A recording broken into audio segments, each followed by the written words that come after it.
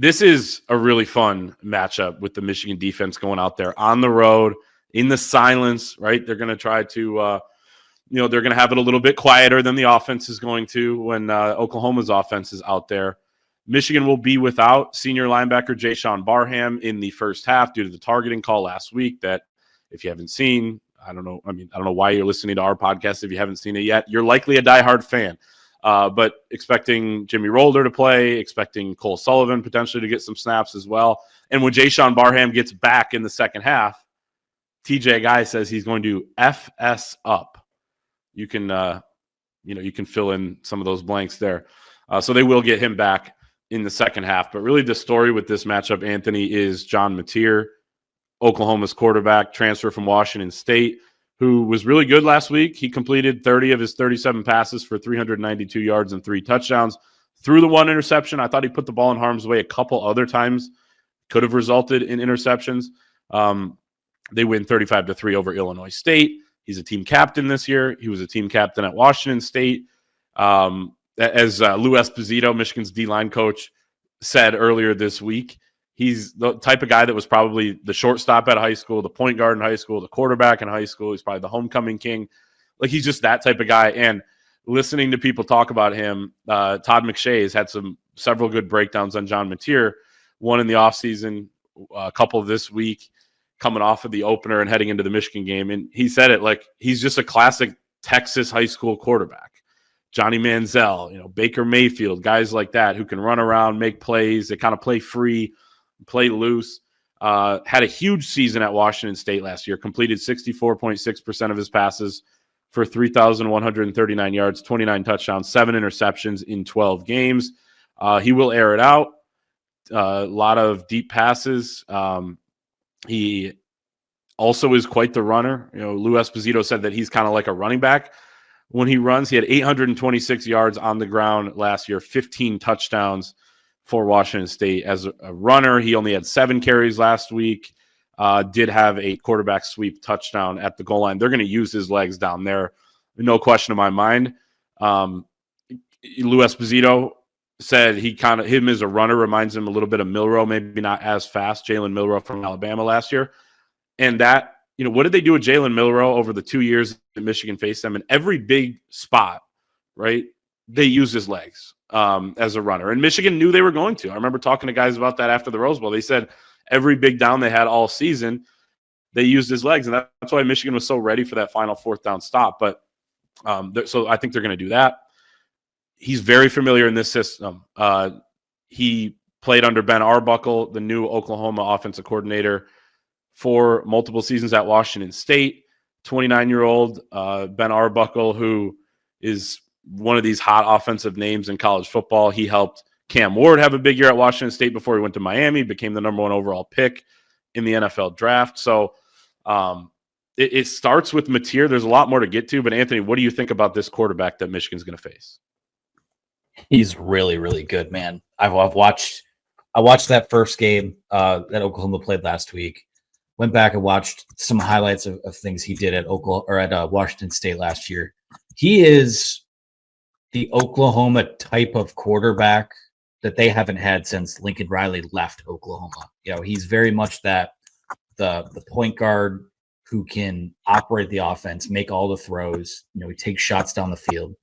And I'm not big into he's this player mixed with this player, but I would just say mix Baker Mayfield's command of that type of offense that he ran with the mobility that they had when Kyler Murray was their quarterback. I think that's the type of guy that Michigan's going up against. And again, I haven't watched all the quarterbacks that are draft eligible this year, but I certainly think he's going to be a guy that when this is all said and done, he's going to be up there. So that's the type of guy that Michigan's up against on Saturday. Last year at Washington State, via Pro Football Focus, 18 big-time throws, 16 turnover-worthy plays.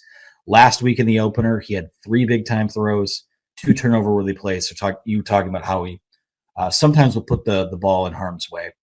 We read the stat Monday where I think he had completed, 47.4% of his passes in the 2 games they played last year against Power 4 competition. And that was Texas Tech and Washington, 2 teams who were not very good, certainly defensively. And that same token, one of those games, he had 21 rushes for 197 yards. So if things aren't working for him in the passing game, he's going to get out the back door, make a play with his make some plays with his legs, and keep things going, keep things alive. So, when you look at how you defend him, I think to a certain extent it's pick your poison.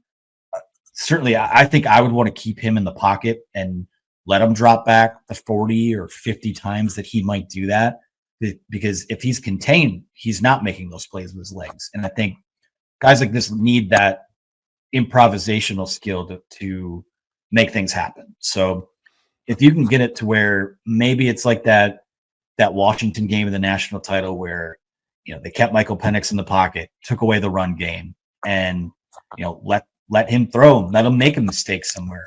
That might be the best way to do it. Let them drive the field, let things shrink, and make their field goal kicker go out there. But, aside from just Mateer, they've got some. We've seen Deion Burks before. He played at Purdue. An interesting guy is the tight end, Jaron Kanek, who was a linebacker last year.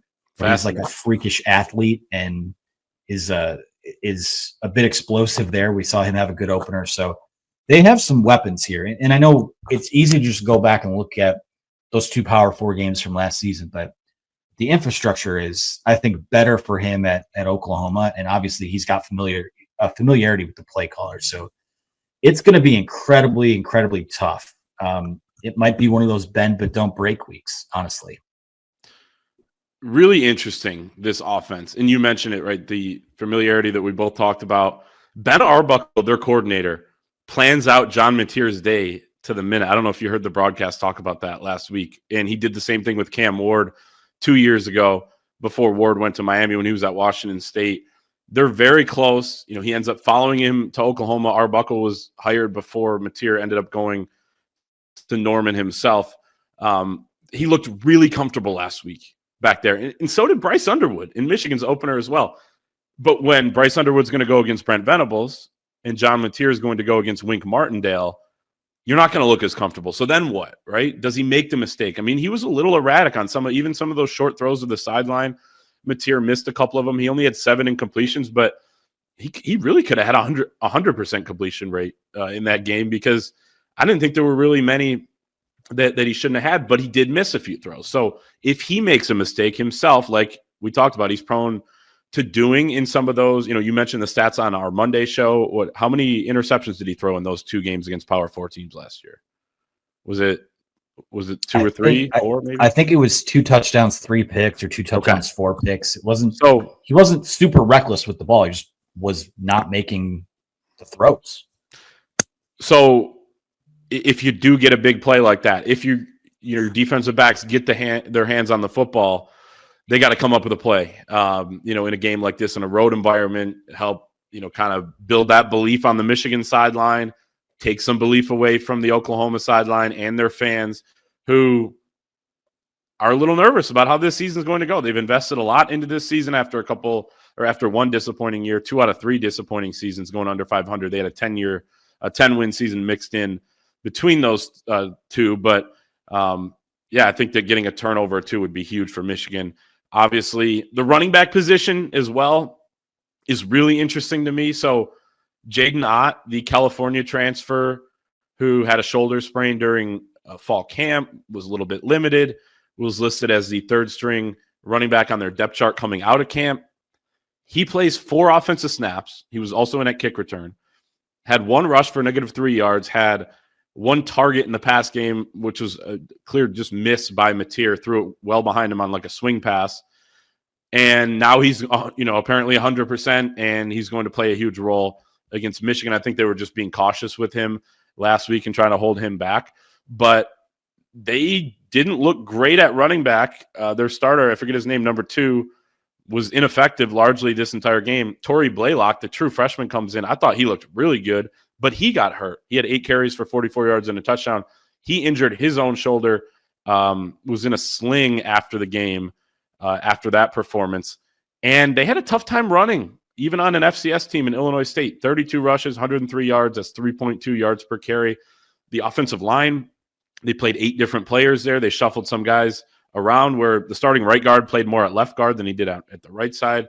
They are talking about a couple guys getting a little bit more healthy there that they were being cautious with on the offensive line and could play against Michigan. So you don't really know what that line is going to be like, but it's also going to be a line that doesn't have a lot of cohesion, I would imagine. So Michigan's defensive front is going to be a tough challenge for them. And maybe they'll be able to get after material a little bit. And you mentioned it, the wide receiving core, kind of a revamped group for Oklahoma. Deion Burks was hurt last year, but back healthy, 7 catches, 88 yards, 1 touchdown. Keontez Lewis was one of the players of the game, 9 grabs, 119 yards, 2 scores at wide receiver. And the tight end is just an intriguing player, but they didn't block well from that position. If you listen to, some of the Oklahoma people about what happened last week. So it's just an intriguing matchup. This is just a fun matchup, and it's going to be really exciting to watch. You mentioned the kicker. He is very good. He's a UTSA transfer. He went 19-23 last year, 35-36 on extra points. 54 yards is his career high. Last season, he was perfect from inside 40. He was 7 of 8 from 40 to 49 yards, 2 of 5 from 50 plus, including that 54-yarder. So he's good too. I mean, I would obviously take Zavada, but either team could get 3 points on the board from fairly deep as well. But any other thoughts on this Oklahoma offense?